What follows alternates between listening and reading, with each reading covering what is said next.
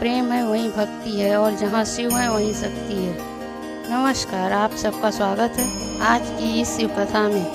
भगवान शिव की महिमा से हम सब वाकिफ हैं। सावन के इस पावन पर्व पर मैं आप सबके लिए भगवान शिव और माँ पार्वती की अटूट प्रेम की कहानी लेकर आई हूँ। कैसे महादेव ने माँ पार्वती को पाने के लिए लिया मछुआरे का रूप। एक बार कैलाश पर महादेव माँ पार्वती को जीवन का उपदेश बता रहे थे, मगर माँ पार्वती का ध्यान नहीं लग रहा था। कुछ समय पश्चात भी महादेव जब माँ पार्वती को उपदेश बता रहे थे, माँ पार्वती का मन इधर उधर भटक जा रहा था। इस पर महादेव क्रोधित हो गए।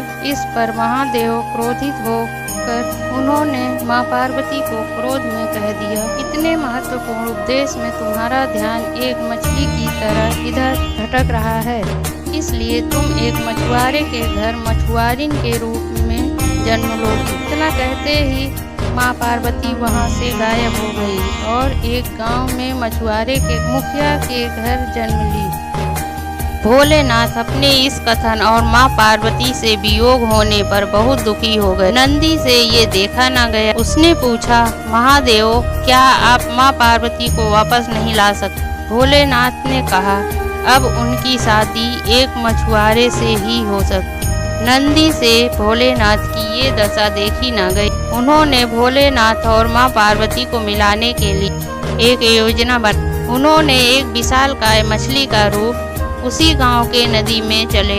वहां तब से जो भी मछुआरा मछली पकड़ने आता, कभी वो उसका जाल खराब कर देते और कभी नाव पलट देते। कुछ तो ऐसी विशाल मछली को देखकर डर जाते और भाग जाते। कई वर्षों से ऐसा होने पर गांव के मछुआरे परेशान हो गए। यह सब संभालने के लिए गांव के मुखिया ने ऐलान कर दिया, जो भी उस विशाल मछली को पकड़ेगा वह अपनी पुत्री का विवाह उससे कर देंगे। कई मछुआरों ने कोशिश की, मगर मछली रूपी नंदी किसी के अपने सामने टिकने न देते, क्योंकि मुखिया की पुत्री माँ पार्वती थी। इसलिए भगवान शिव के अलावा नंदी किसी को भी उनसे विवाह नहीं करने देते। जब कोई भी उस विशाल मछली को नहीं पकड़ पाया, तब मछुआरों के मुखिया ने भगवान शिव से प्रार्थना की। भगवान भोलेनाथ ने प्रार्थना स्वीकार की।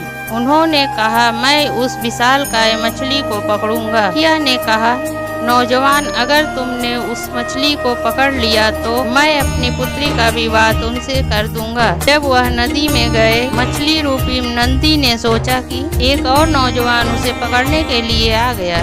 जाल फेंकने पर अब की बार नंदी जाल से निकल नहीं पा रहे थे। तब उन्हें ये ज्ञान हुआ कि यह आम नौजवान नहीं, स्वयं महादेव हैं। नंदी शांत हो गए और अपना कार्य पूरा किया। वादे के अनुसार मुखिया ने अपनी पुत्री का शादी उस नौजवान के साथ कर। विवाह के पश्चात भगवान शिव और माँ पार्वती ने अपने असली रूप का दर्शन पूरे गांव को दिया। मुखिया ने कहा, आपने हमारे पूरे गांव को धन्य कर दिया।